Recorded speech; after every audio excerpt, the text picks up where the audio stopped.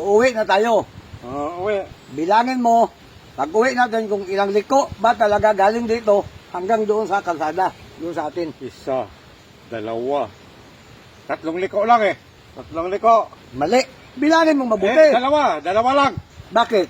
Dito kay Joanna, liliko ka. Tapos doon kay Danis, liliko ka. Diretso na lang. Dito ka duman sa gilid ng bahay. Mali nga.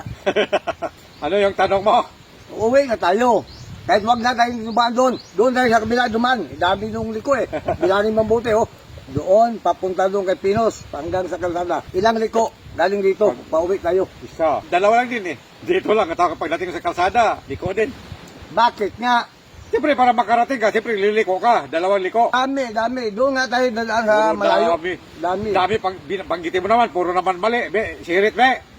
Tama sana yung sagot mo kasi yung paliwanag mo. Daming likuan dyan. O ano? Hindi ka marunong magbilang eh.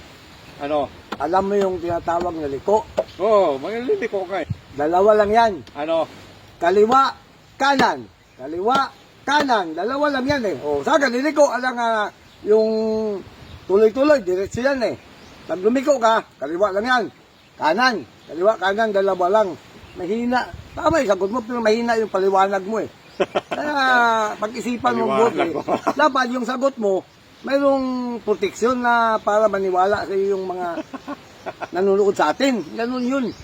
Kaliwat Kaya sabihin nila. Kaliwat kanan pala. Kaliwat kanan lang yan yung liko.